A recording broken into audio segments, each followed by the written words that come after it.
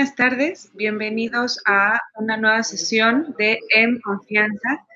Recordemos que estas son sesiones hechas específicamente para los pacientes, para poder platicar con ustedes y sus familias, sus cuidadores, sobre algunos temas que consideramos que son de mucho interés para su cuidado, para su atención y para poder manejar de la mejor forma este padecimiento. Entonces, el día de hoy quiero presentar y agradecer mucho a la doctora Adriana Carrillo Mendoza por su participación con nosotros. Y además nos acompaña desde Colombia. Entonces, la doctora Carrillo es médico especialista en epidemiología y salud pública, además es especialista en terapias alternativas, cuenta con un grado de Health Coach en Nueva York y es residente de especialización en medicina homeopática. Además, conoce perfectamente porque ha trabajado desde diferentes ángulos la esclerosis múltiple y creo que la información que nos puede compartir el día de hoy va a ser de mucha utilidad. Entonces, doctora Carrillo, muchísimas gracias por acompañarnos. Espero que esto sea muy útil para todos ustedes. Muchas gracias por acompañarnos y vamos a iniciar con su plática. Muy buenas tardes. Mi nombre es Adriana Carrillo. Soy médica, especialista en terapias alternativas. Soy epidemióloga y también tengo especialidad en salud pública. El día de hoy voy a conversar un poco con ustedes acerca de la alimentación en la esclerosis múltiple. Quiero agradecer primero que todo a Mexstream por la invitación, por el espacio y por generar este intercambio de conocimiento con los pacientes y los colegas. Entonces, para comenzar,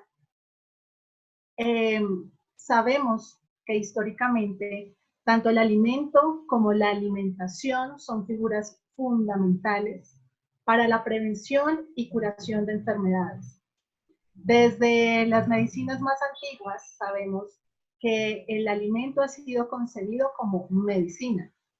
Y cuando vemos medicinas ancestrales como la indígena, como la oriental, como la ayurvédica, que es de la India, incluso los padres de la medicina moderna, como Hipócrates, mencionaban siempre, eres lo que comes. Entonces, por esto es muy importante que todos los tratamientos integrales incluyan cambios de estilo de vida entre ellos. La alimentación, pero viéndolos como medicina, no como dietas. Entonces, como ustedes pueden observar, la terapéutica de la alimentación desde la antigüedad es un concepto universal. Las diferentes culturas aludieron a la importancia de la alimentación como parte de un tratamiento de prevención y de curación. El consumo de alimentos adecuados significaba la conservación armónica del cuerpo. Y esto es muy importante, porque cuando hablamos de nutrición, no solamente estamos hablando de alimentos, nosotros somos seres que percibimos a través de los sentidos. Cuando hablamos de nutrición, solamente estamos limitando los sentidos del gusto, ¿no? Todo lo que entra por nuestra boca. Entonces también tenemos otros sentidos como también nos nutrimos de las cosas que vemos y también nos nutrimos de las cosas que oímos. Entonces, la nutrición tiene que ser vista de una manera muy holística, ¿no? No solamente fijándonos en el alimento, sino en nuestro estilo de vida, en las cosas que oímos, en las cosas que decimos o en las cosas que nos dicen. ¿Vale? Entonces, aquí en esta diapositiva, yo les quiero mostrar un poco cómo ha sido como este proceso, ¿no? El concepto de la alimentación desde las medicinas más ancestrales y desde la medicina moderna ha sido contemplado como medicina en prevención y en curación. Y a lo largo de todo este tiempo y mayor occidentalización de la medicina, pues hemos relegado la alimentación a un concepto de dietas, ¿sí? El cual lo hace frío y sin alma. ¿Y qué sucede con esta era la globalización de la tecnología, de tanta información? Pues tenemos 10.000 tipos de dietas. Entonces yo digo, y bueno, ¿y cuál es la dieta para mí? ¿No? Entonces vemos información de la dieta paleo, vemos información de la dieta keto, vemos información de la dieta Wahls, donde tienen un protocolo para esclerosis múltiple. Tenemos las dietas vegetarianas, veganas, que están muy de moda ahorita, y también las dietas de suplementación, donde hay una pastilla para todo, donde hay una proteína, un polvo mágico, superfoods. Y entonces, ¿qué sucede? Pues nos llenamos de demasiada información, probamos todo tipo de dietas, nos frustramos porque al inicio funciona, pero luego volvemos a nuestro punto inicial. Es por esto que en esta conversación quiero que revisemos un poco acerca de si al final es una dieta lo que necesitamos, o más bien cambiar de hábitos y retornar a una alimentación natural. Entonces, yo les voy a comentar un poco qué dice la literatura acerca de la alimentación en condiciones autoinmunes como la esclerosis múltiple.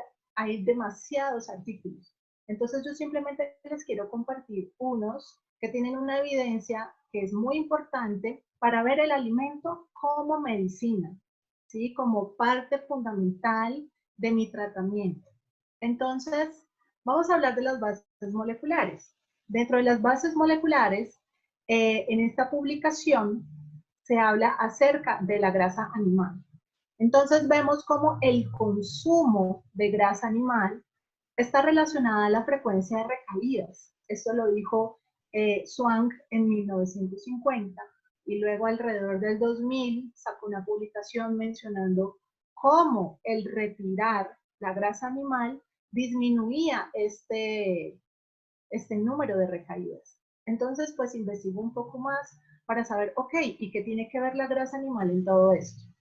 Entonces, como ustedes ven en la gráfica, la grasa animal contemplada como, por ejemplo, eh, la grasa que recubre la carne, quesos muy madurados, eh, tocinetas, ¿no? Bacon, todo este tipo de alimentos, mantecas, ¿no? Las mantecas de cerdo, por acá en mi país, yo soy colombiana, y muchas de las preparaciones ancestrales como los tamales, tienen en su preparación grasa de cerdo.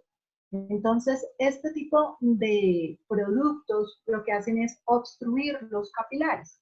Y lo que ustedes ven aquí en la gráfica, los capilares son esa pequeña intercomunicación entre las arteriolas y las vénulas y están en todo nuestro cuerpo, que ahí es cuando uno dice se le tapó la arteria, ¿no? Realmente empieza a taparse los capilares, ¿vale? ¿Y qué sucede cuando hay una obstrucción de estos capilares? Entonces vamos a ver una disminución de la fluidez de la membrana celular, va a haber una mayor síntesis de colesterol, va a haber un incremento del PCR. El PCR es una medida de laboratorio que nos indica que cuando está elevado hay inflamación. Hay formación de factor de necrosis tumoral, que es una sustancia proinflamatoria. Va a activar el complejo CD14-TLR4, que es un complejo proinflamatorio, y va a generar una disbiosis del microbioma. Eso quiere decir que primero la esclerosis múltiple, la neuromielitis óptica y demás condiciones autoinmunes neurológicas tienen una condición inflamatoria. Significa que hay una inflamación de base. Por eso los medicamentos modificadores de la enfermedad lo que hacen es disminuir esa inflamación, porque debido a esa inflamación es que hay recaídas. Ojo acá. Entonces, ciertos alimentos que nosotros consideramos, porque ha sido como nos han enseñado, no es nuestra culpa, es como el sistema nos ha enseñado que debemos comer. Y como se nos olvidó y el sistema quiere que nos olvidemos que el alimento es medicina, entonces lo que sucede es que tenemos en nuestra vida diaria alimentos como la grasa animal que genera sustancias proinflamatorias en una condición que de base ya es inflamatoria. Entonces, ¿qué está sucediendo? Le está agregando inflamación a una condición. Es por esto que hay que evitar este tipo de alimentos en nuestra alimentación diaria, pero no solamente en condiciones de autoinmunidad. Todas las personas deberíamos evitar este tipo de alimentos en nuestra vida diaria. Y el disbiosis del microbioma significa, el microbioma es nuestra flora intestinal. Antes contemplábamos la flora intestinal como una serie de microorganismos que simplemente los teníamos en cuenta cuando alguien tenía una gastroenteritis, cuando habían procesos de diarrea en niños, en adultos. Y lo que vemos hoy en día a toda la investigación es que la flora intestinal tiene una gran importancia a nivel autoinmune y a nivel de la salud de todas las personas, porque gracias a esos microorganismos nosotros producimos muchas sustancias antiinflamatorias y es uno de los reguladores de nuestro sistema inmunitario.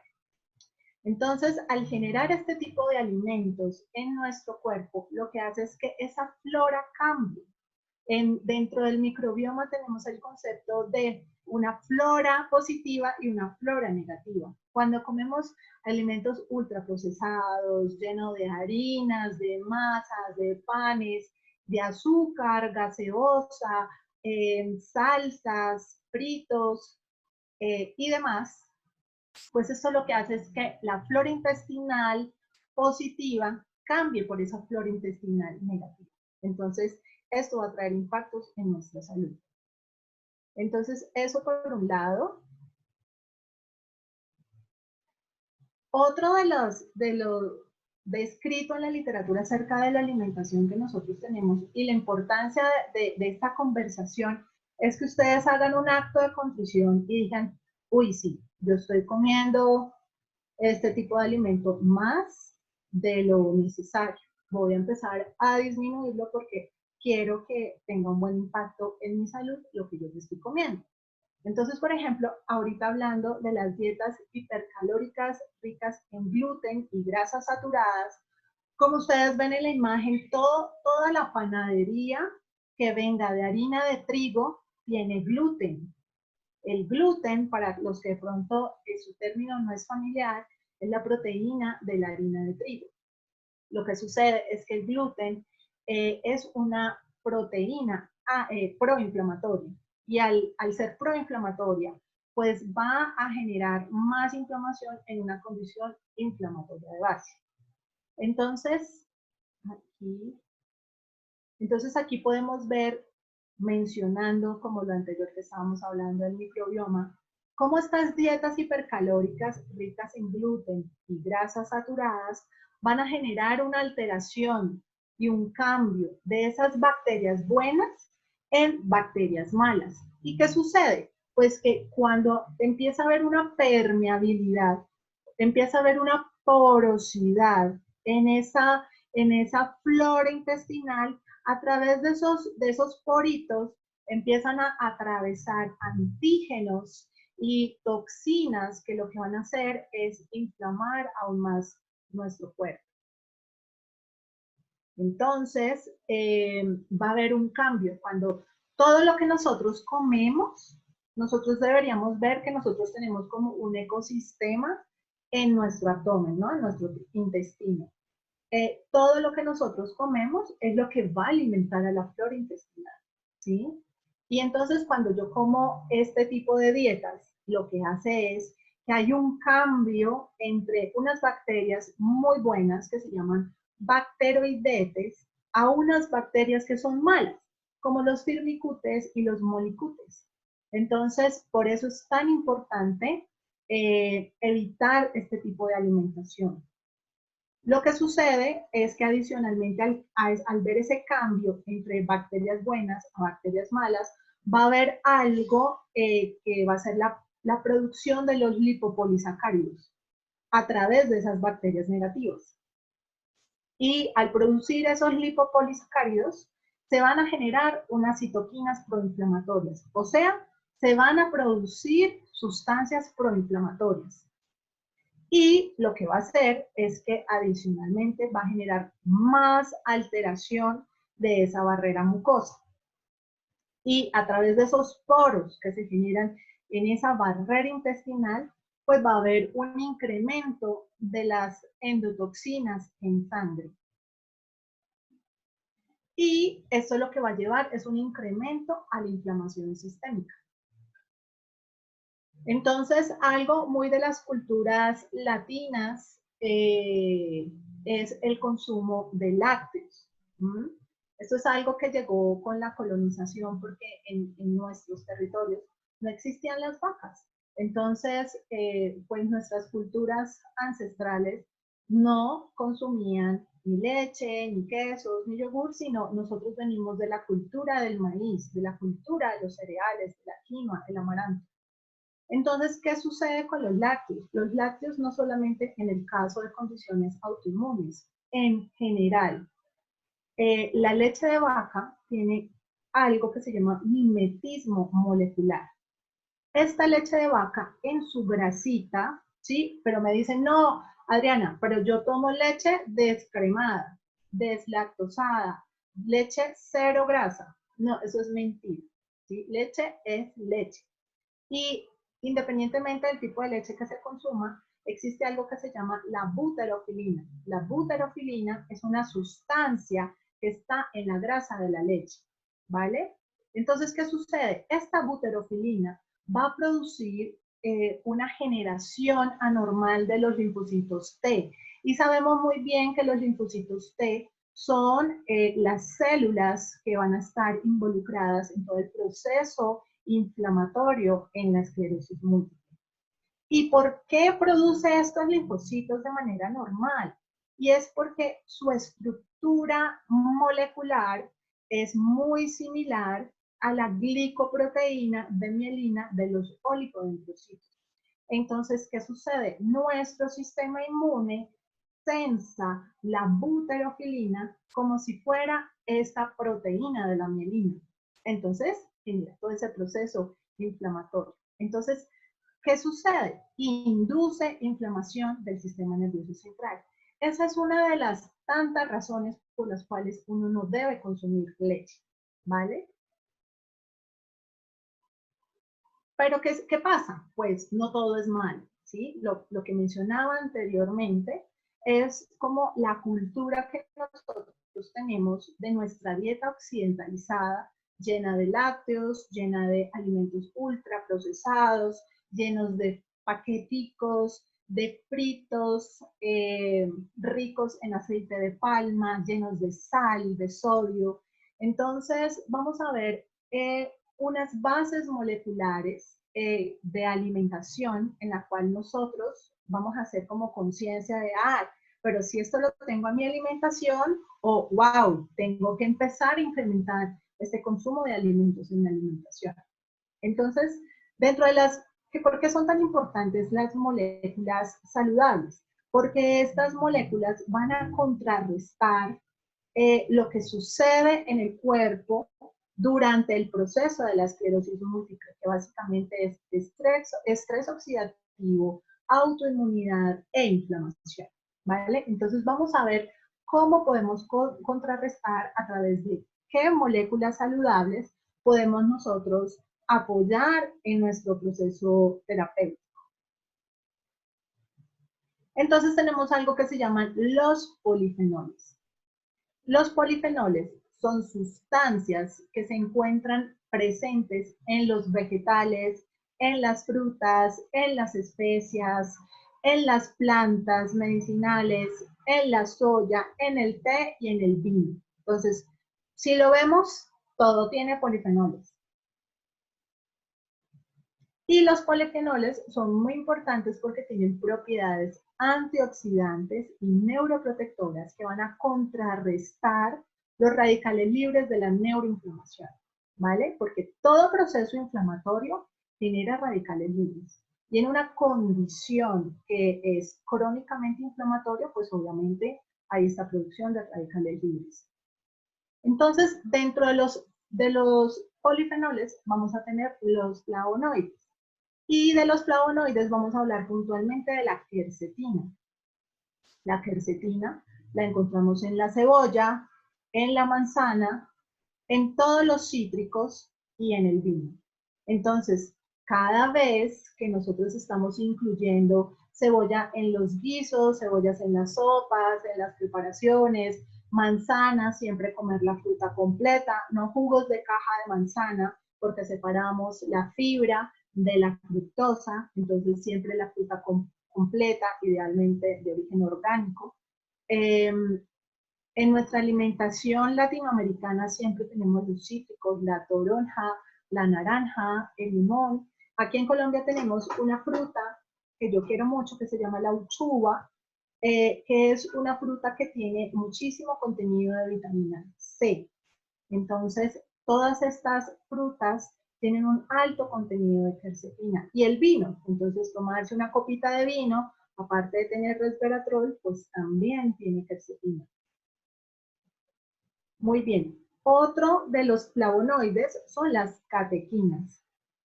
Las catequinas las conseguimos en el té verde, el té negro y una fruta nativa mexicana que se llama el capulín amargo, que se utiliza muchísimo en la herbolaria nativa, que puede ser una fuente de catequinas locales, ¿no? Para cuando de pronto no tenemos acceso a un buen té verde, a un buen té negro, pues tenemos todas la herbolaria local, ¿no? Entonces, las hierbas, la manzanilla, la hierbabuena, capulín, todas las hierbas que utilizamos, el romero, pues sirven muchísimo para tener como todos esos beneficios.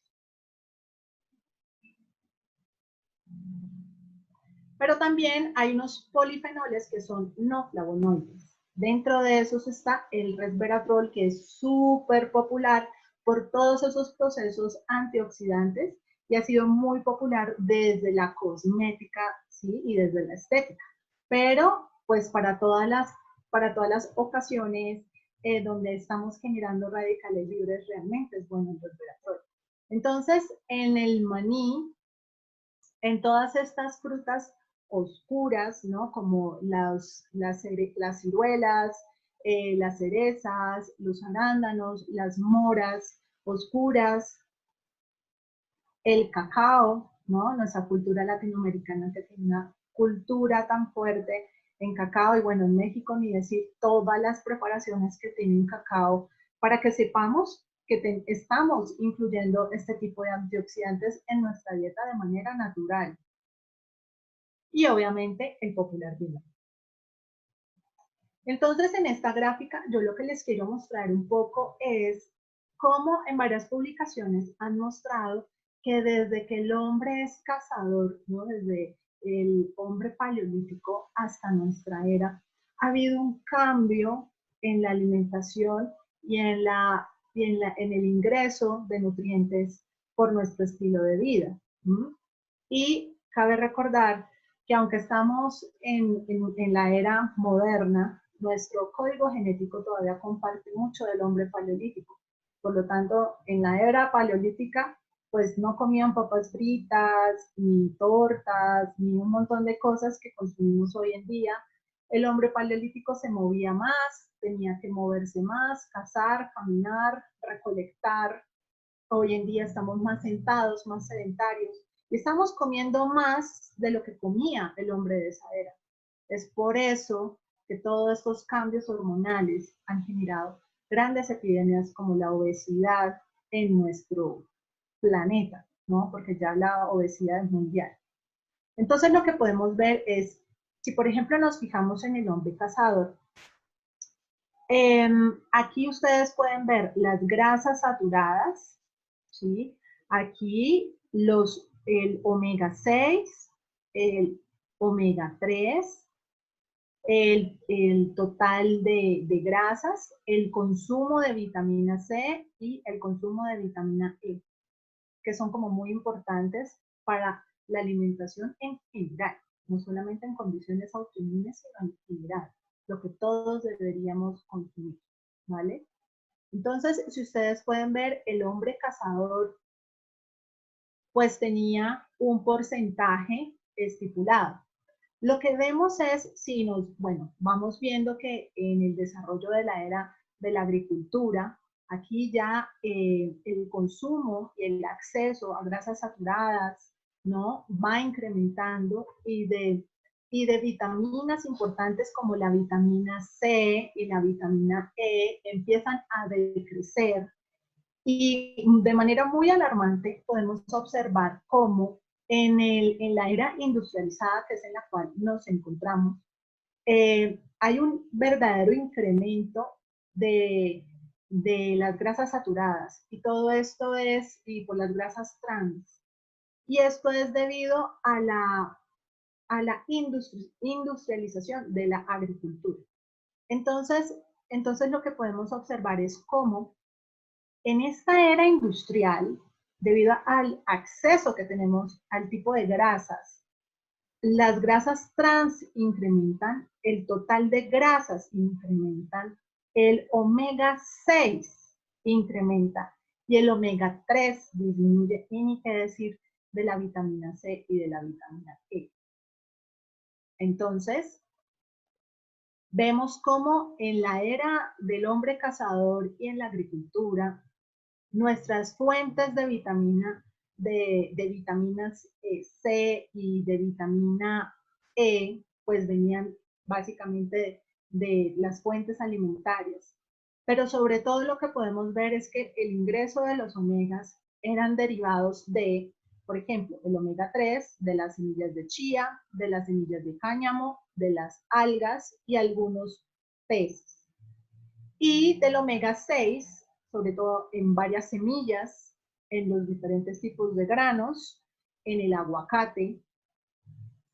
Y lo que vemos hoy en día en esta era de la industrialización es aceites de maíz hidrogenados, aceite de canola y margarinas, que realmente no son nada saludables para nadie en general, ¿vale? A la margarina le falta un hidrógeno para convertirse en plástico. Imagínense lo que le hacen a su cuerpo cada vez que utilizan la margarina en las preparaciones. Y la margarina simplemente nació porque no se podía llegar a cubrir la demanda de mantequilla de vaca. Entonces se inventan la margarina de origen vegetal y la verdad es que es un compuesto supremamente hidrogenado y nocivo para la salud. Pero debido al marketing y a la comercialización que se tiene, debido a la industrialización de los productos, pues vivimos desinformados y estamos utilizando productos que realmente son dañosos para nuestra salud. Entonces, hablando un poco de los omegas, que son tan sonados, ¿sí? Y es una industria multimillonaria, nosotros siempre pensamos que los omegas de la dieta deben venir y provenir de los pescados, ¿sí? Y esto no es así. Hay muchísimas fuentes de omegas en nuestra alimentación, como lo vimos en la diapositiva anterior y como lo vamos a discutir ahorita, eh, porque imagínense que viviéramos en un territorio donde no tenemos acceso a los pescados. Y ahora, ¿qué tipos de pescados no están relacionados como con los omegas? Los pescados que están relacionados con los omegas usualmente son el salmón, el atún, las sardinas, ¿vale? Eh, la trucha tiene alguna cantidad de omegas, pero no son ricos en omegas. Tienen un porcentaje de omega 3, pero no son 100% omega 3, que eso es algo que yo quiero que ustedes tengan en cuenta. Entonces, de fuentes de omega 6, pues sabemos que están eh, las semillas y lo chévere, por ejemplo, de mis viajes a México y que yo envidiaba mucho porque en Colombia el acceso a semillas y a las pepitas de calabaza no es tan fácil y no es tan asequible como si lo es en México. Entonces yo era feliz cuando estaba allí y tenía acceso a toda esta fuente de omega 6 que ustedes sí la tienen.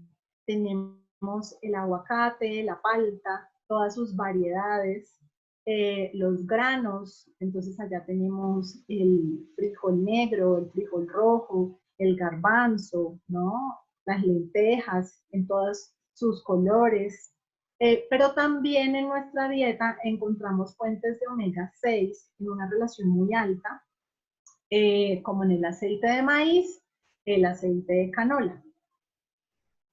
Y es importante de pronto para los que se confunden mucho entre omega 3 y omega 6, que el omega 3 es cuando nos referimos al DHA y a la EPA, que se encuentran mucho como en estos suplementos de omega 3.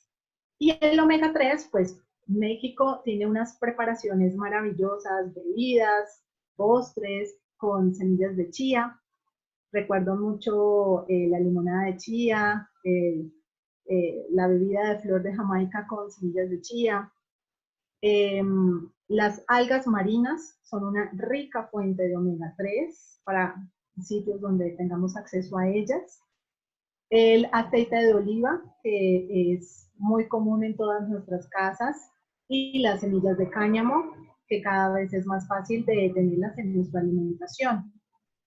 Entonces, ¿qué sucede? Lo que nosotros debemos entender es que los omegas deben tener una relación entre omega 6 y omega 3, ¿vale? Siempre es omega 6 y omega 3. Esta relación de cantidad debe ser 1:1 o 4:1, ¿vale? Entonces ya sabemos las fuentes de omega 6 y las fuentes de omega 3. ¿Por qué les estoy diciendo esto? Para que veamos de nuestra alimentación qué es lo que más le estoy dando, ¿sí? ¿Con qué estoy cocinando? ¿Estoy cocinando fritos? ¿Estoy utilizando muchos fritos de aceite de maíz, de aceite de canola? Utilizo muchos paqueticos que vienen con frituras con aceite de palma. ¿Y por qué es esto? Porque en nuestra dieta occidental, la relación entre omegas 6 y 3 es de 15:1 y de 17:1.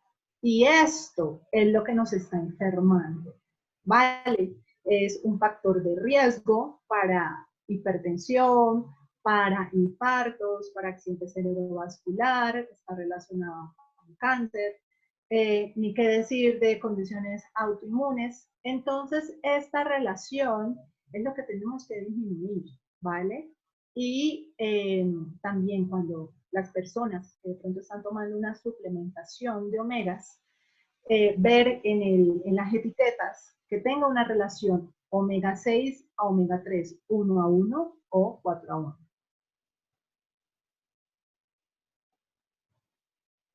¿Y por qué es tan importante hablar de los omegas 3 y por qué tanto vemos ese boom, ¿no? Entonces, el omega 3 puntualmente está relacionado a la disminución de la neuroinflamación. Disminuye el efecto de las metaloproteinasas, generando una acción similar al interferón beta. Por eso es tan controlador de la inflamación en el sistema nervioso central. Inhibe la formación de interferón gamma. Así disminuye el daño de la mielina. Como sabemos, en la esclerosis múltiple hay un proceso inflamatorio permanente que se controla de alguna manera con el estilo de vida y la medicación, el medicamento modificador de la enfermedad. Cuando yo leía estos artículos y veía lo poderoso que es tener un buen estilo de vida junto con un tratamiento modificador de la enfermedad, pues los resultados van a ser mucho más positivos si yo estoy con un medicamento modificador de la enfermedad y adicional tengo un mal estilo de vida. Entonces, ustedes pueden observar cómo los omegas lo que hacen es desinflamar el cerebro, ¿sí? A través de todas estas estrategias, como la disminución del efecto de las metaloproteinasas, que son unas sustancias proinflamatorias que están antes de la barrera hematoencefálica, y va a disminuir el daño hacia la mielina.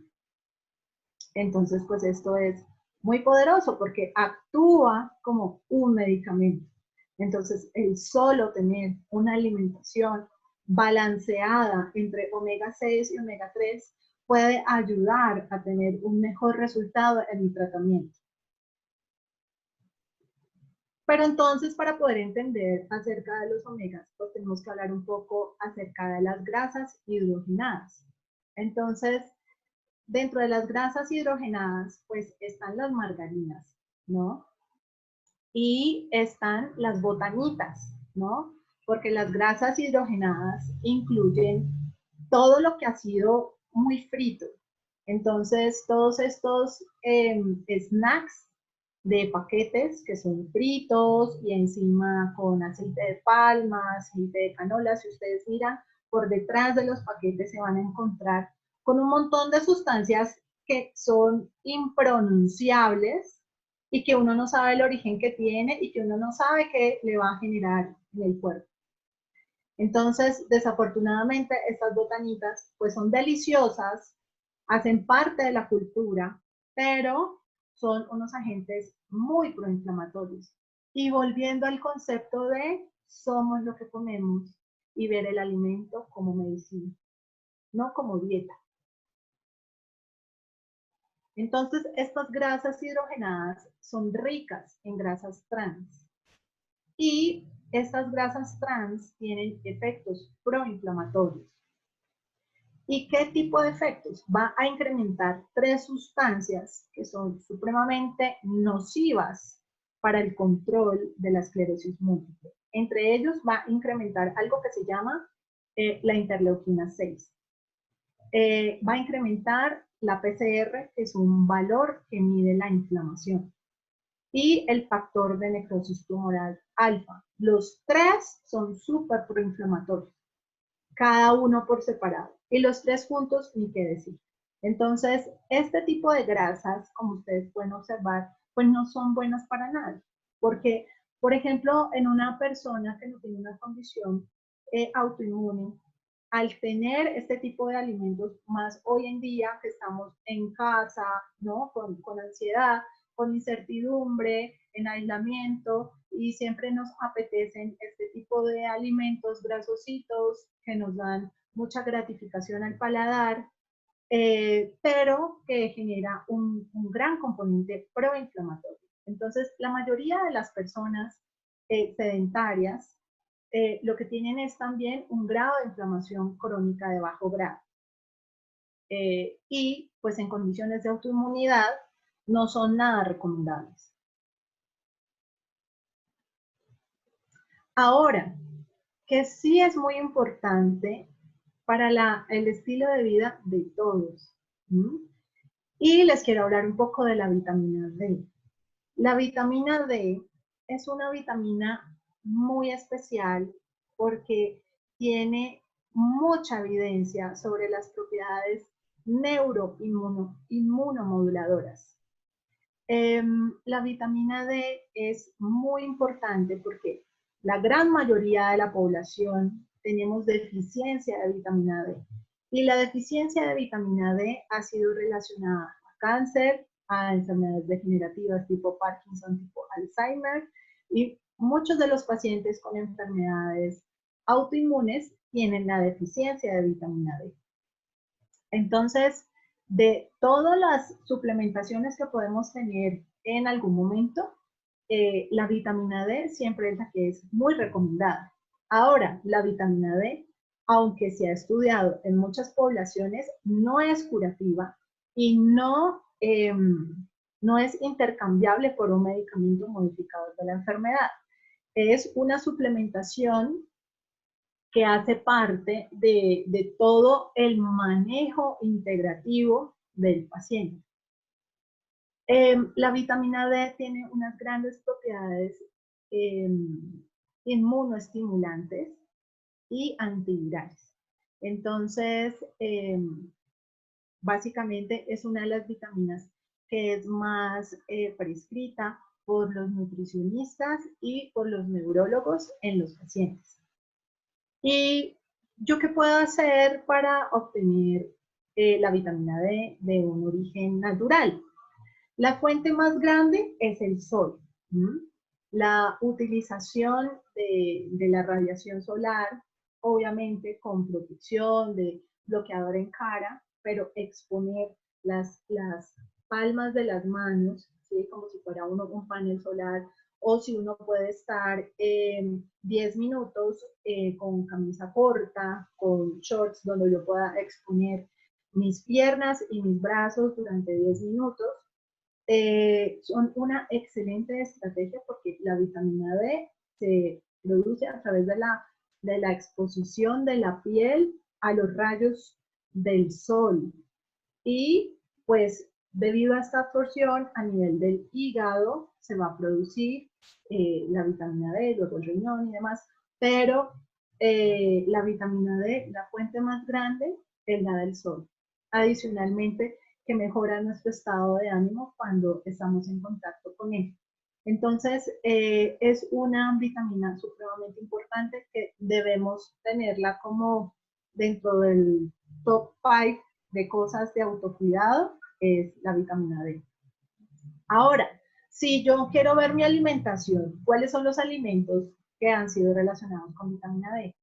Ahora, las cantidades de vitamina D que pueden tener esos alimentos es baja, por eso hay que tomarlos con frecuencia, pero la fuente más grande es el sol.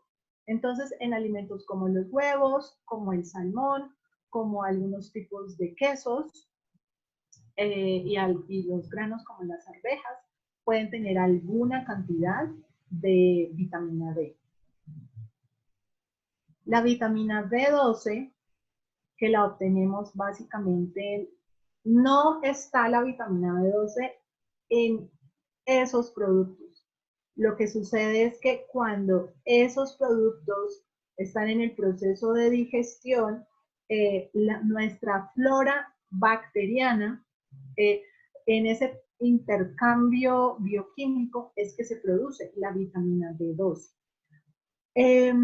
Entonces podemos encontrar alimentos como el salmón, el hígado, los huevos, los champiñones son una gran fuente de vitamina B12 y algunos lácteos. ¿Y por qué es importante tener en cuenta esta vitamina en nuestra alimentación? Es importante porque la vitamina B12, la vitamina C, la vitamina E tienen características antiinflamatorias. Entonces es muy importante tenerlas en cuenta en nuestra alimentación. Entonces la vitamina C, y en la vitamina C quiero hacer un apunte muy interesante de dos de mis alimentos favoritos de la cocina mexicana, que son los huitlacoches o el hongo del maíz y la flor de calabaza. Ambos son ricos en vitamina C.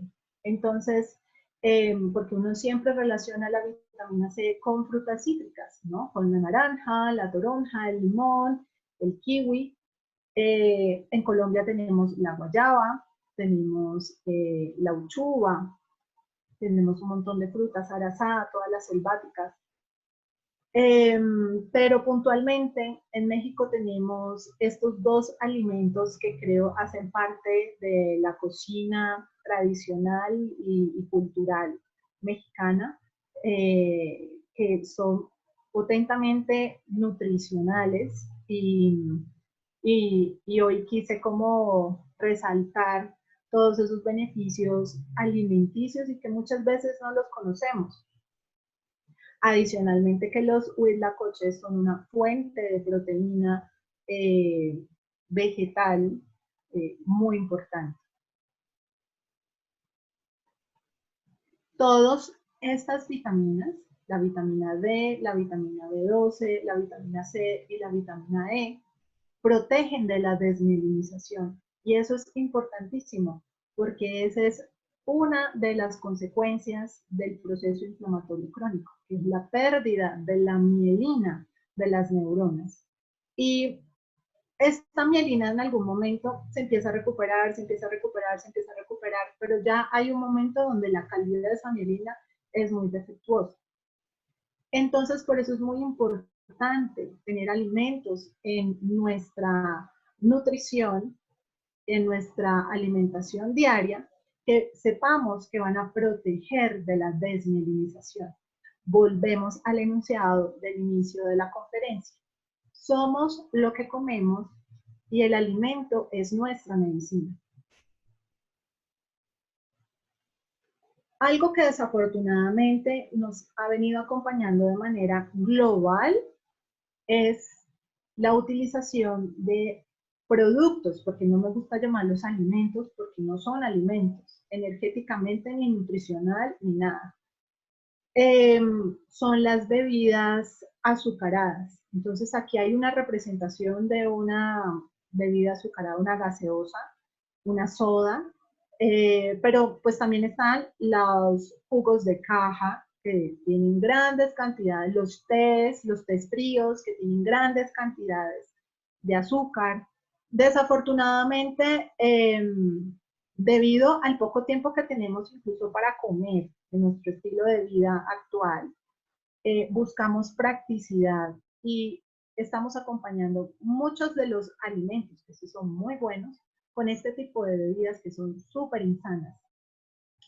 Adicionalmente, pues tenemos los cereales ultraprocesados, donde podemos ver todos estos cereales que adicionalmente se consumen con leche, y tienen grandes cantidades de azúcares.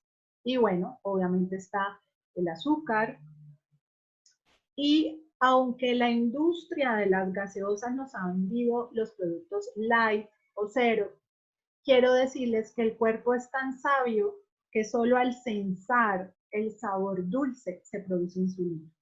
Entonces, pues, aunque nos vendieron los productos light y los productos cero como algo saludable, después de mucho tiempo se ha publicado que los edulcorantes, ¿sí?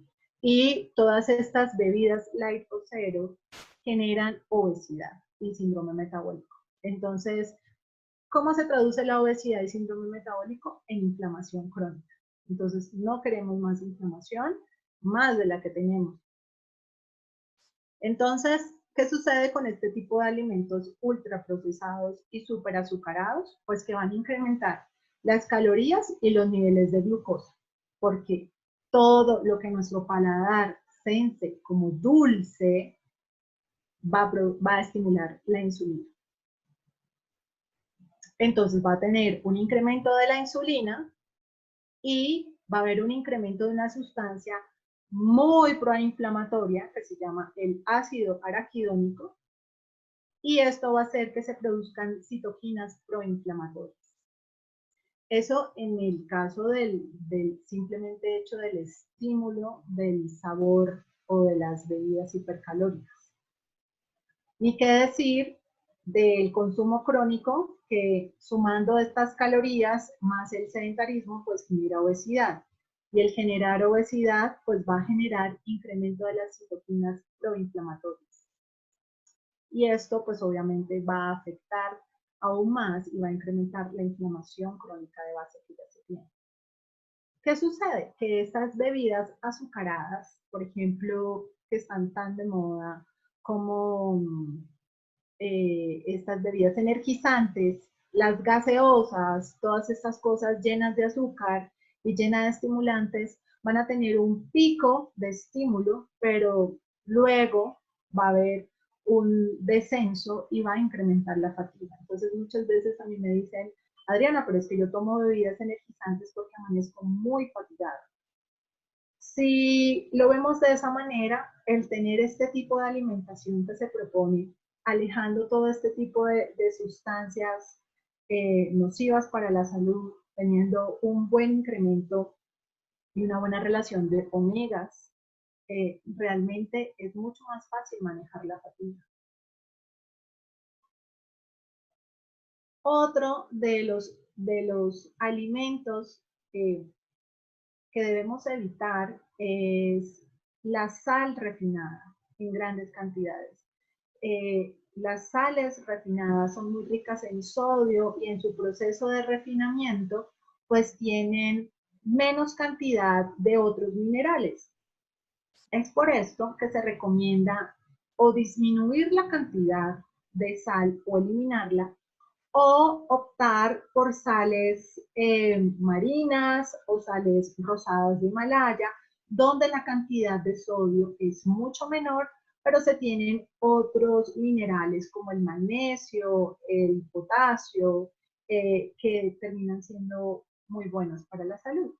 Entonces, no solamente es, ay doctora, lo que pasa es que yo utilizo poquita sal, yo no le echo sal a mis preparaciones, pero como papitas de paquete, botanitas, soy fanática o fanático de la salsa de soya, me encantan los embutidos y los enlatados. Estos en su preparación pues tienen grandes cantidades de sodio, ¿vale? Entonces cuando hablamos de la sal, no es solo de la sal de mesa o la sal con la que cocino, es también la sal que utilizo en otros productos que consumo diariamente o esporádicamente. ¿Y por qué no es bueno? Porque la sal refinada o los productos que contengan grandes cantidades de sodio van a incrementar las citoquinas proinflamatorias. Y estas citoquinas proinflamatorias van a incrementar los niveles de un linfocito que se llama linfocito T helper 17, que es supremamente proinflamatorio y que está muy relacionado con las exacerbaciones en la esclerosis múltiple. Cuando hablo de exacerbaciones me refiero a las recaídas. Y estos adicionalmente pues van a incrementar la inflamación crónica. Entonces, esta es una de las propuestas de abordaje integral a través de una pirámide nutricional integral. Como ustedes saben, todo el tratamiento o el enfoque en esclerosis múltiple debe ser interdisciplinario. No es solamente el neurólogo y el medicamento modificador de la enfermedad. También dependiendo de las necesidades del paciente, va a necesitar urología, ginecología, psicología y el que es muy importante que vaya de la mano con el neurólogo es el nutricionista o el nutriólogo. Entonces, haciendo como un resumen de todo lo expuesto anteriormente, esta pirámide nutricional lo que propone es, en la base, todos los alimentos, ¿no? Recordando que los alimentos o como nos nutrimos no es solamente lo que comemos, sino como nutrimos nuestra conciencia. Entonces, todas las prácticas que calmen la mente y el espíritu, y aquí es una invitación a la meditación, al mindfulness, a todas los enfoques espirituales con los cuales nosotros resonemos o nos sintamos atraídos, porque todo lo que sea relacionado a técnicas de conciencia nos ayuda muchísimo a calmar nuestro sistema nervioso central. La meditación y la práctica del mindfulness lo que hace es relajar ese sistema nervioso central y ayudarnos a manejar el estrés, sobre todo en condiciones donde hay inflamación crónica y hay un estrés crónico de alguna manera. En el segundo peldaño está la actividad física.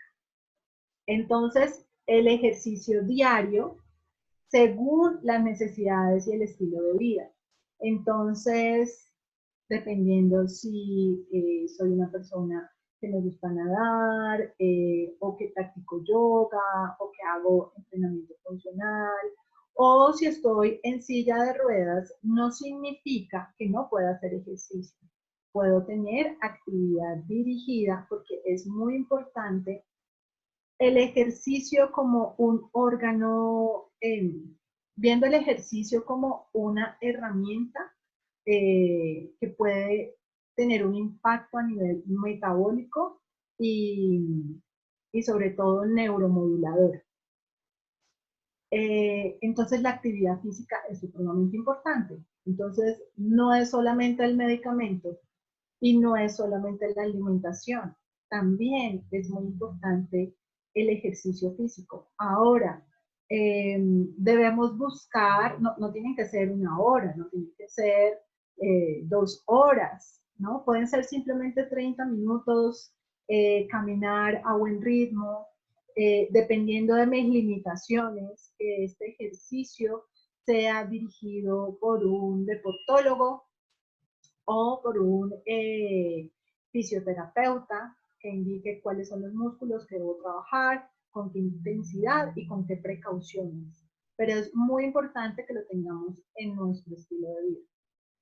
Luego están los carbohidratos de los granos, ¿vale? Entonces tenemos el arroz y cereales integrales, sin olvidar alimentos como la quinoa, el amaranto y el mijo, que lo tenemos disponible en nuestros países y son de fácil acceso. En el otro escalón podemos encontrar las frutas y las verduras, ¿cierto? Tenemos que comer de todos los colores, ¿no? Afortunadamente en nuestros países, según la estación, según los climas, tenemos diversas variedades de alimentos y pues la idea es poder utilizarlos todos ellos porque sabemos todos los beneficios que tienen. Las proteínas son supremamente importantes, las proteínas tanto de origen vegetal como de origen animal, ya sabiendo que las carnes de cerdo y las carnes de vaca son supremamente proinflamatorias. Entonces utilizar idealmente pescados para los que aún comen carne, o se pueden utilizar todos los granos para las personas que son vegetarianas. Entonces, las proteínas también se obtienen de los frutos secos, de semillas, de los hongos.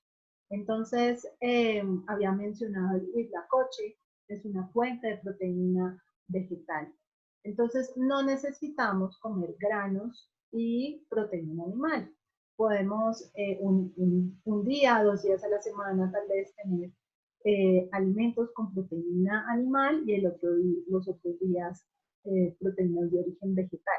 Pero siempre esta alimentación debe ser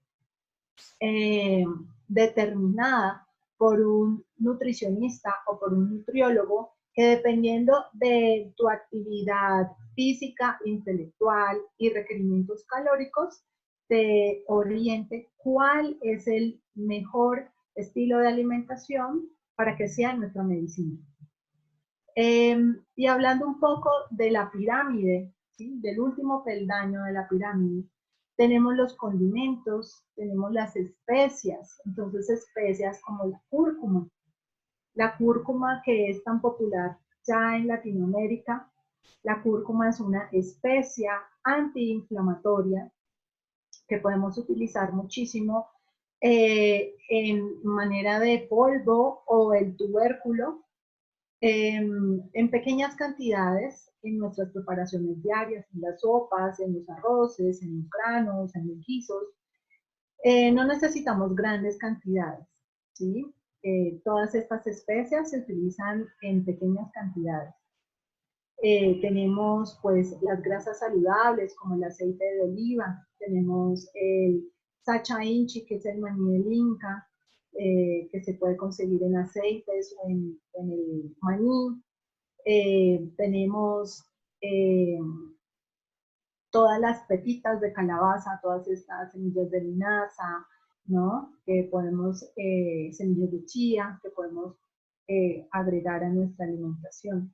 Ahora, viéndolo un poco de manera holística, las verduras verdes como el brócoli, las acelgas, la espinaca, las lechugas, todas las variedades que hayan, tienen un trofismo por el hígado. Y desde la medicina china, los alimentos más recomendados para condiciones como la esclerosis múltiple son un gran consumo de estos vegetales en nuestra alimentación. Entonces, esta pirámide de alguna manera va resumiendo un poco todo lo que hemos venido conversando en las diapositivas anteriores, y donde, si ustedes ven, en ningún momento he dicho suplementación con proteína de soya o multivitamínicos de esta manera o pastillitas de lo siguiente.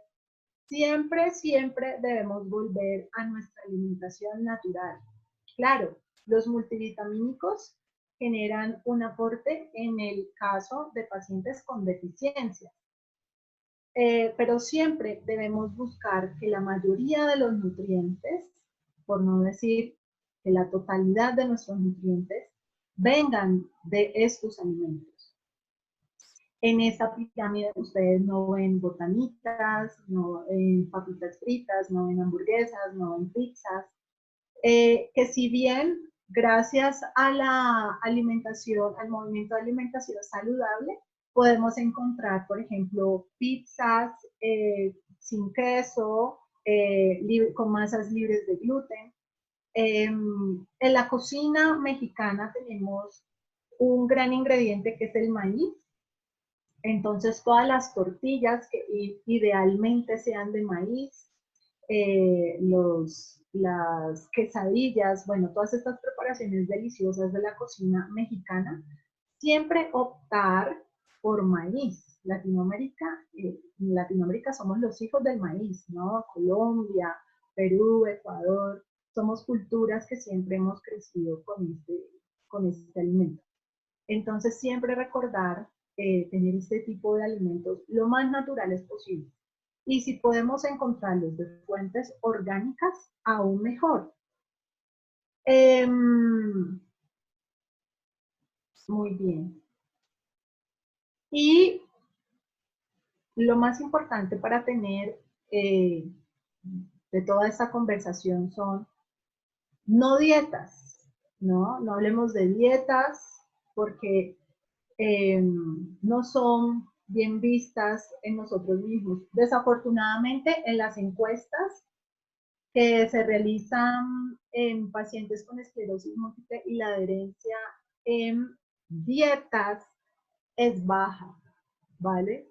Pero no solamente en esclerosis múltiple, en la mayoría de la población general, cuando uno hace una recomendación alimentaria, la adherencia es muy baja. ¿Y por qué? Porque no vemos el alimento como medicina, que es una de las conclusiones más grandes que he repetido durante toda esta conferencia. Entonces, hablemos más de hábitos que sanan que de dietas, ¿vale? Que de nutrición. Hablemos de hábitos que sanan y que son las mejores opciones a través del tiempo. Y sobre todo, viendo el alimento como medicina. Ya sabemos todos los beneficios que tienen lo que yo me como en el día a día, también los efectos que tienen las cositas que me como en el día a día que son proinflamatorias. Entonces, cuando yo me enfrento a una nutricionista o a un nutriólogo que me está haciendo una serie de recomendaciones, pues ya lo veo diferente. No lo veo, es como, qué mal, me quitó mi botana, me quitó tal cosa, no me puedo comer mis papitas, ¿sí? Es importante evitar seguir recomendaciones dietarias de influencers, ¿sí? Ya que como estamos aislados, todas nuestras interacciones pues, son virtuales. El 70% de la población está en redes sociales y por lo tanto, pues ve casos de éxito, ¿no? De influencers que se han informado muy bien acerca de hábitos alimentarios, pero se han informado, no lo han hecho de manera profesional. Entonces no dejemos nuestra salud en manos de un influencer, ¿vale? Porque lo he visto bastante. Lo que puede ser medicina para uno es veneno para otros, dice la medicina Ayurveda. Y es por esto que lo que te sirvió a ti como alimento tal vez no me sirva a mí. Por eso siempre debe ser individualizado.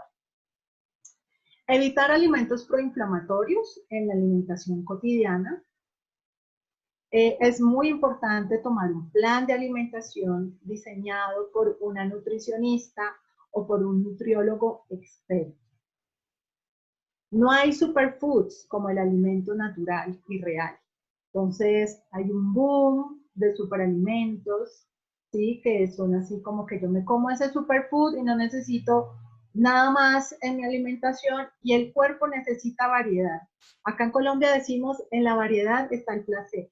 Entonces, los superfoods es la comida real, ¿sí? Entonces no se dejen engañar con superalimentos, con superpaquetes, con supervitaminas que realmente no los necesitan. Nuestra naturaleza nos da nuestra medicina. Las plazas de mercado son nuestra farmacia, ¿vale?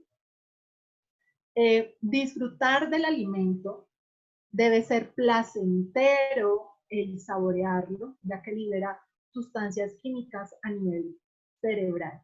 Cuando nosotros hablamos de nutrir, de alimentar, el simple hecho de uno decir, además que después de esta charla uno queda con un montón de hambre porque han visto un montón de alimentos deliciosos, y uno dice, me encantaría una quesadilla de flor de calabaza, ¿no? Entonces yo ya me estoy saboreando el sabor, ya me lo estoy imaginando, estoy recordando todos los alimentos deliciosos que me he comido y eso genera placer.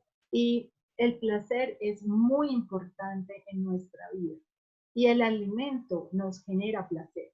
Además que el alimento genera encuentros familiares. Entonces, por ejemplo, los que ahorita en el aislamiento están en familia, están compartir y comer en familia. Los que tal vez estamos viviendo el aislamiento en soledad, también estamos practicando de una manera el mindfulness, ¿no? Que es volver a saborear, ¿no? Cada sabor, perdóname la redundancia, de la preparación, de estar en el momento presente. Y a medida que yo saboreo más los alimentos, tengo una mejor respuesta y saciedad, ¿no? Disminuye muchísimo la ansiedad, porque hay personas que comen así súper rápido y más o menos ni mastican, ¿no? Y sí es muy importante masticar muy bien los alimentos, ¿vale? Y cuando tenemos problemas de disfagia y demás, pues sí ya se optarán por preparaciones un poco más suaves, pero nunca, nunca dejar el placer de saborear, que hace parte de los alimentos que sanan, del alimento como medicina. No solamente comer ya, es disfrutar del proceso. El concepto de dieta es frío y sin alma. El manejar estos conceptos no se relaciona con disfrute ni sanación. Entonces es algo que yo quiero que se saquen a ustedes y que nos saquemos todos, que la dieta para bajar de peso, que la dieta para la hipertensión, que la dieta para la esclerosis, que la dieta para la diabetes. No, no es así. Son hábitos y alimentos que nos van a sanar, ¿no? Son mi medicina. Evitar suplementaciones innecesarias, buscar comida real, la que nace de la tierra. Esa es nuestra suplementación, lo que necesitamos. Como les había comentado, la mayoría de los neurólogos y nutricionistas lo que recomiendan en suplementación es la vitamina D. Pero a menos que tú tengas una deficiencia evaluada a través de un examen de laboratorio, no se justifica estar tomando cuánto suplemento aparece por ahí. De nada nos sirve tener el super suplemento y comer re mal, ¿no? Como comer papitas, comer hamburguesas, comer pizza, pero me tomo el super suplemento lleno de 50.000 vitaminas y minerales. La invitación acá es que mi suplemento venga de mi alimentación. Es importante comer solo cuando se tenga hambre, mínimo 3 veces al día. Pero esto es algo que se tiene que discutir con el nutricionista o el nutriólogo, porque no todas las personas comemos igual. Yo, por ejemplo, hay días que solamente como 2 veces al día. Hay días que como 3 veces al día, ¿sí? En las mujeres que menstruamos, dependiendo del ciclo, del día del ciclo menstrual y de nuestros cambios hormonales, tenemos un tipo de de ganas o de apetito, por decirlo así. Entonces, es el tema de la alimentación, eso es que hay que comer 5 o 6 veces al día que para que el metabolismo esté súper acelerado, que nos vendieron esa idea y sobre todo con la dieta fraccionada de la diabetes, es mentira, ¿vale? Y eso está súper revaluado hoy en la literatura.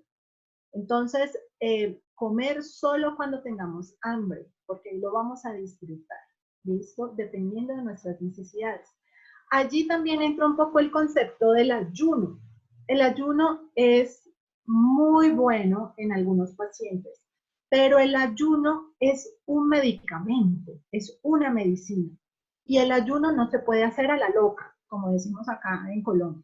El ayuno debe tener un acompañamiento por un experto en este tipo de estrategias terapéuticas, ¿vale? Entonces no es, ay, que voy a hacer ayuno por hacer ayuno. El ayuno tiene muchísimos beneficios para la salud, pero debe ser siempre acompañado. ¿Listo? No caer en productos como los factores de transferencia, ¿vale? Los mejores factores de transferencia se encuentran en nuestros alimentos, en los alimentos reales. Lo que sí se ha visto en la literatura, pero esto lo pueden evaluar con su nutricionista, es que en casos de neuromielitis óptica se recomienda evitar alimentos como el tomate por el contenido de acuaporina, ¿vale? Evitar el consumo de productos ultraprocesados, leche y carnes rojas por su acción proinflamatoria. Y la cúrcuma, como lo habíamos comentado, por sus componentes antiinflamatorios, puede ser agregado a las preparaciones en pequeñas cantidades. Yo les quiero agradecer por este espacio, por esta conversación. Espero que la información compartida les haya resonado, la vean coherente, les pueda ayudar a tener un mejor estilo de vida, a tener mejores resultados con sus procesos terapéuticos. Si quieren seguir más información de opciones a través del alimento, pueden seguirme en mis cuentas de Instagram, que es Adriana_Piso Medicina Holística, o me pueden enviar algún correo con preguntas puntuales a medicina.ancestral.108@gmail.com. Muchísimas gracias por el espacio y estoy atenta a sus preguntas. Pues muchas gracias, doctora Carrillo. Créanos que ha sido sumamente enriquecedora esta charla. La realidad es que hay muchas dudas, hay muchas preguntas, entonces vamos a empezar para ver si podemos alcanzar a contestar la mayor parte de ellas, pero la verdad es que la cantidad y sobre todo la calidad de información que nos ha dado el día de hoy es sumamente valiosa. Entonces, a ver, nos pregunta Aaron Martínez de Durango, si una flora intestinal que no esté equilibrada o sana, aún puede generar vitamina B12 a partir de la ingesta de champiñones. Creo que ahí está un poquito mezclada, pero en general, este tema de la flora intestinal, ¿cómo podríamos contestárselo? Claro, el cuerpo tiene una capacidad natural de sanación. El hecho de que haya una permeabilidad en algunos casos de flora intestinal no significa que no se vaya a recuperar. Hay varias estrategias a través de la utilización de suplementación, en estos casos ya con probióticos, y una alimentación rica en verduras que actúan como prebióticos, ayudan a todos los procesos de elaboración de las vitaminas. Ahora, si es, por ejemplo, una persona que tiene una alimentación vegana o una alimentación keto vegana estricta, allí sí se sugiere tener una suplementación de vitamina B12. Perfecto. Muchas gracias. A ver, nos pregunta Antonieta Sea de la Ciudad de México si para tomar el sol se puede usar bloqueador solar. Creo que esto viene a colación por el tema que se platicó sobre la vitamina D y su metabolismo. Entonces, por un lado hay quienes no se quieren exponer al sol, hay quienes sí, pero si lo hacen con o sin protector, porque la piel, ¿no? Entonces, ¿tú ahí qué nos puedes recomendar? Claro. Bueno, entonces hay varias estrategias. Yo siempre lo que les digo es que la exposición al sol básicamente es a horas tempranas de la mañana o a horas o bajas horas de la tarde, cuando la radiación UV es la más baja, ¿m? No al mediodía donde el sol está en pleno. Entonces, hay varias estrategias. En los celulares, en la parte de clima, cuando uno baja, dice radiación UV. Cuando están más o menos entre una radiación 1 a 3, es una radiación baja. Eso no significa que no deba usar bloqueador. Lo que yo les sugiero es que se pongan bloqueador en su cara, se pongan sombrero y expongan los brazos o expongan las piernas, o que se pongan como un panel solar, así con las palmas de las manos a esos horarios, y máximo tienen que ser 10 minutos. Entonces, son estrategias saludables en el cual podemos obtener la vitamina D de manera adecuada. Ah, muchísimas gracias. Una pregunta recurrente, ¿no? Luego, nos pregunta Aaron Martínez, igual de Durango, que, a ver, para un enfermo de esclerosis múltiple, ¿es recomendable elegir una dieta vegana bien equilibrada?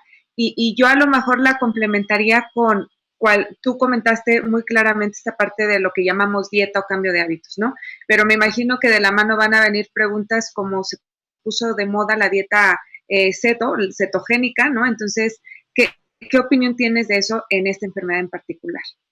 Yo considero que en esta conversación en la que tuvimos ya sabemos cuáles son los productos o alimentos que son proinflamatorios. Y también vimos cuáles son los antiinflamatorios.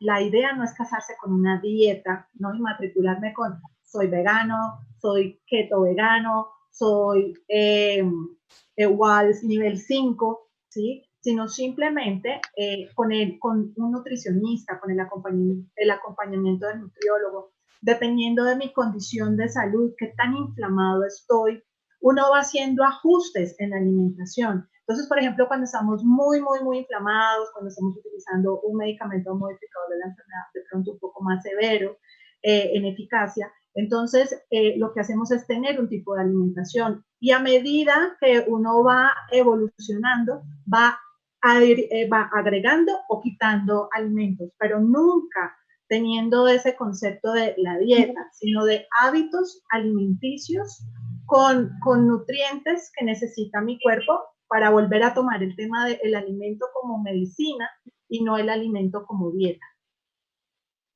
Perfecto, muchas gracias, sí. Creo que es muy interesante la forma en la que lo enfocas, ¿no? Ahora, nos pregunta Yasmina Ayala del Estado de México. Ella nos dice que no consume leche de vaca directamente, pero la usa para colocarla, por ejemplo, en los búlgaros. Aquí en México, yo no sé si en Colombia se usa, pero es como un proceso también para hacer yogur natural. Y entonces, el producto de esto es lo que ella toma, pero pregunta si eso equivale a tomar leche de vaca y si es adecuado que lo siga haciendo o no. Y ligada a esta, voy a aprovechar para hacerte otra pregunta, que está ligada también a lo de la leche, donde nos dicen que si entonces sería válido tomar leche de soya, leche de coco, leche de almendra, o ¿qué otra recomendación puedes tener? Excelente. Como vimos en la presentación, la leche de vaca tiene en su grasita, tiene un componente que es la buterofilina, que es la que produce como este mimetismo del antígeno de la mielina. Los procesos de los yogures tienen un grado de fermentación, entonces de alguna manera tienen lactobacilos, tienen bacterias que son positivas para el microbioma intestinal. ¿Qué sucede? La idea no es estar tomando yogur todos los días, como, ok, voy a desayunar yogur con cereal y demás. Cuando uno va a utilizar un yogur de manera terapéutica, tiene que ser un yogur sin azúcar, ¿no? Bien elaborado, no tal vez como los yogures comerciales. Nosotros vemos varios yogures comerciales que dicen llenos de probióticos y tienen demasiado azúcar. Entonces, en el caso que no se tenga una alta actividad inflamatoria, se puede utilizar una vez a la semana una porción adicional como de 200 mililitros semanal, ¿sí? Por la suplencia, por ejemplo, de probióticos naturales. Pero si se tiene una alta actividad de la enfermedad, donde se ha sido refractario en muchos tratamientos, se considera allí eliminar todos los lácteos, queso, yogur y leche. Muchísimas gracias. Muy bien, Adri. Ahora, nos pregunta Alfredo Aire, si, ¿qué opinas si de todas formas entonces se puede comer? Ahora, justo por todas estas enfermedades, han salido estos en las panaderías, ¿no? El pan sin gluten, el cereal sin gluten. ¿Qué opinas de ello? Y, por ejemplo, pregunta por otros productos en particular, como la utilidad que tienen el aguacate, las lentejas, el frijol. Claro.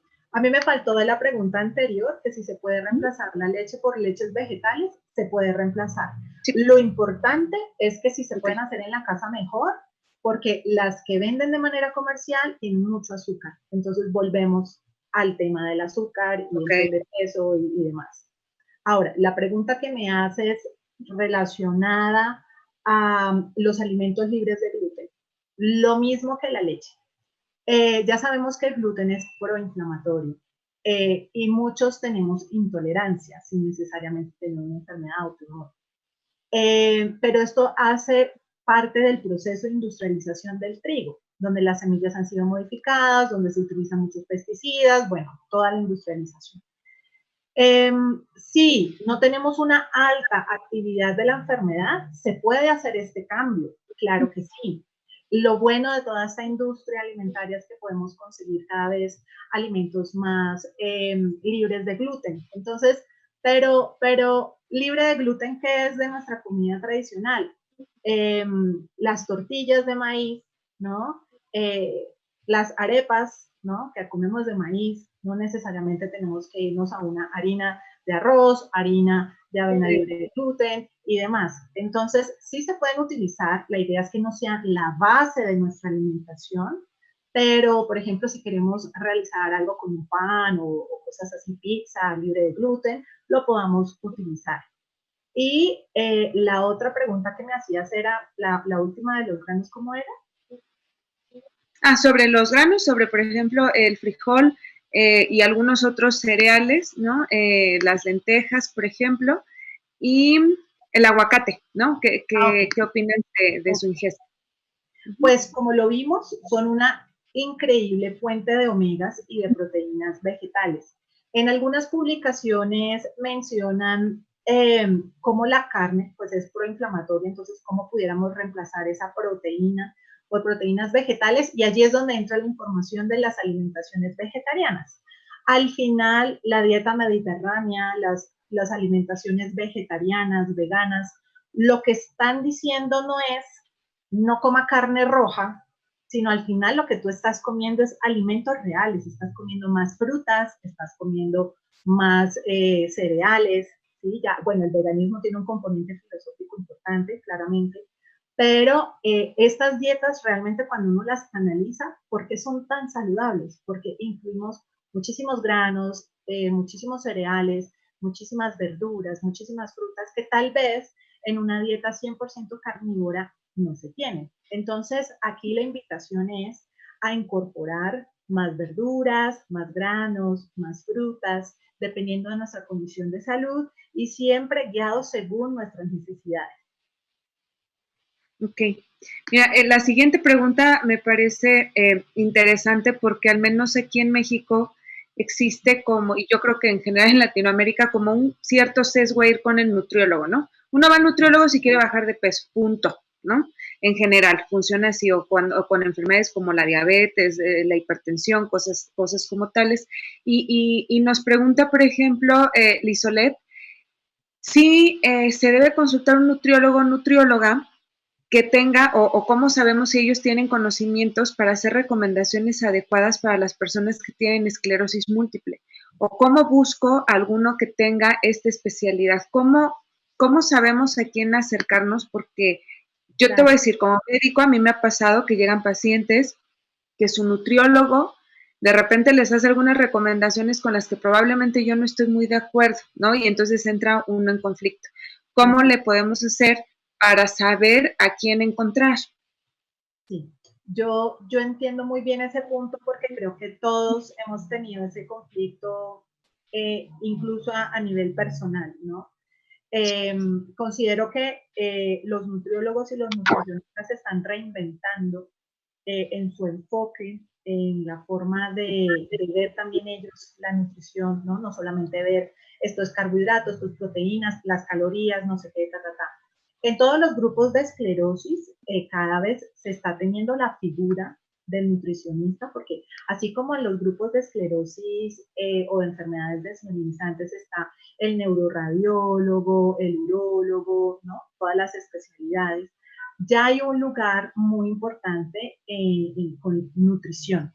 Entonces, yo lo que siempre recomiendo es que si su médico es experto en esclerosis múltiple, le recomiende la nutricionista o nutrióloga del grupo, ¿sí? Para que esta sea la persona que ha sido entrenada, ¿no? Tienen su conocimiento, su expertise, la enfermedad desmielinizante, y sabe muy bien y está actualizada y sabe cómo realizar el acompañamiento de los pacientes. Yo he visto esa figura cada vez tomando más fuerza acá en Colombia. En México es muy chévere porque allá ustedes están organizados por ya un grupo, una organización. Entonces yo considero que desde esos grupos de expertos se debe liderar todo este acompañamiento para que los pacientes no tengan que seguir influencers, seguir a mí me funcionó esto, de pronto te funciona a ti, que es lo que siempre pasa, ¿sí? Yo hablo a veces con mis amigas y me dicen, y yo me río, ¿no? Porque mis amigas muchas no son médicas, y me dicen, mira que a mí me funcionó tal cosa, ¿por qué no lo intentas? Y yo nada más me río y yo les digo como, que sea una medicina para ti, puede ser un veneno para mí, ¿no? Y ahí nos reímos todos, ¿no? Y es como siempre sugerir y buscar a su neurólogo para que sea remitido al nutricionista experto en enfermedades desmielinizantes. Muchas gracias, Adri. Vamos a hacer por cosa de tiempo un par de preguntas más. Una de ellas es si era válido congelar las verduras. Yo lo ampliaría en general a todos los alimentos que podemos usar congelados, o si bien no es recomendable. Y por ahí lo voy a ligar también a otra pregunta que nos hacían de, por ejemplo, en el caso de las verduras, ¿qué recomiendas más? ¿Comerlas crudas, cocidas, sancochadas o de qué forma es más conveniente y aporta más nutrientes? Claro, bueno, la forma ideal es en su forma fresca, ¿sí? Eso es lo ideal. Si yo me puedo conseguir esta semana la fruta de la temporada, comérmelo fresco. Igual las verduras. Si estoy en un sitio donde de pronto geográficamente no tengo esta variedad, porque a veces hay personas que viven en zonas desérticas, cosas así, y la única forma que tiene de poder tener sus alimentos es de manera congelada, pues esta es una opción válida, pero se pierden algunos de sus beneficios nutricionales. No significa que digan como para que se sientan mal, ¿no? No significa que ya no tengan nutrientes, significa que disminuyen un poco. Lo ideal es no tenerlos congelados un mes, ¿sí? Tal vez que si hice el mercado hoy, lo tenga congelado máximo 2 semanas, máximo, ¿sí? Entonces, ¿sí? Pero en lo posible en su forma natural. Eso relacionado a esas preguntas. ¿Cuál era la otra? Sí, se podían comer crudas o cocidas, que ya también la forma de preparación. Muy bien. Todo lo que sea, depende, ¿sí? Por ejemplo, las personas creemos que cuando comemos algunas verduras crudas, obtenemos más todos sus beneficios nutricionales. Y esto está basado en todas las mentiras que nos han inventado en nutrición, que la dieta cruda, que cruda y vegana, que no sé qué, que ta. Son formas de administración, por ejemplo, salieron los smoothies, los batidos que se volvieron muy famosos como una forma de garantizar que la gente comiera verduras y frutas. Pero es muy importante la masticación, porque durante la masticación nosotros producimos las hormonas de la saciedad del apetito y así controlamos nuestros niveles de glucosa en sangre. O sea, todo tiene una razón de ser. Tenemos dientecitos por algo. Entonces, yo lo que les digo es, mi recomendación, lo que es brócoli, coliflor y la mayoría de las verduras, si las pueden hacer al vapor, mejor, ¿sí? e incluso algunas verduras de hoja verde, por ejemplo, las acelgas, la espinaca al vapor. ¿Porque qué? Cuando las servimos, muchos pierden sus nutrientes, ¿sí? Y si las dejamos hirviendo un montón, pues probablemente ya no tengan nada. Entonces, si pueden generar sus verduras al vapor y se le puede poner una cucharada de aceite de oliva, una cucharada de algún aceite de aguacate, una sal marina, de especias, tienen una verdura completa, ¿no? Entonces, la forma más práctica es al vapor. Otra forma muy práctica para comerlas cocinadas, que así se digieren muchas veces más rápido, es salteado, ¿vale? Pero el salteado no es que queden fritos o que ya así un montón de tiempo, sino salteado es un tiempo corto donde se le quita un poco ese estado crudo, ¿sí? Y pues obviamente el estado crudo de la cebolla, del tomate, de las hojas verdes, ¿no? Lo lindo de ustedes en México es que a ustedes se les marcan mal las estaciones. Entonces, desde la medicina alternativa lo decimos así muy sencillo. Si ustedes están en verano, se puede comer ensaladitas crudas porque ayudan a calmar un poco ese calor, ¿no? Cuando estamos en otoño, invierno, debemos comer cocinado, salteado. Eso es lo lindo de la alimentación, que no es estándar. Entonces necesitamos calentar el cuerpo. Entonces, por ejemplo, si hay un día donde ustedes sientan mucho frío, pues coman las verduras al vapor o salteadas. Si es un día donde hay demasiado calor, comanlas de manera cruda. Acá en Bogotá, que es más que todo tiempo lluvioso, permanente, no tenemos estaciones, solamente como épocas climáticas, la mayoría comemos es más verduras al vapor o salteadas y en ocasiones crudas. Pero entonces se puede desde que se haga desde la técnica adecuada. Ok. Doctora Carrillo, sabe usted mucho de todo esto y de verdad no sabe qué buenas explicaciones nos acabas de dar desde tu plática y con estas preguntas. Es una pena, por ahí hay algunas más que intentaremos hacerte llegar para que nos ayudes y podamos transmitirles a los pacientes las respuestas. Yo te quiero agradecer enormemente el que nos hayas ayudado el día de hoy. Por ahí te vamos a volver a buscar si es que quieres seguir apoyándonos en este proyecto para pacientes. Muchísimas gracias. Gracias, de veras, gracias. Gracias a todos los que se pudieron conectar el día de hoy. Si han tenido algún detalle técnico para poderlo hacer, por favor escríbanos a la página de MedStreams para poder resolverlo y que no tengamos esta situación en las siguientes sesiones. Los invitamos, por favor, a que se sigan conectando, sigan estando al pendiente de estas charlas. En mes de agosto, ahorita les va a aparecer la información, pero vamos a hablar un poquito del tema de ejercicio en esclerosis múltiple. Adriana Carrillo, nuevamente muchas gracias. Que tengan un lindo sábado todos. Cuídense mucho. Esperamos que estén muy bien. Manténganse sanos, por favor. Gracias. Bye. Chao, gracias.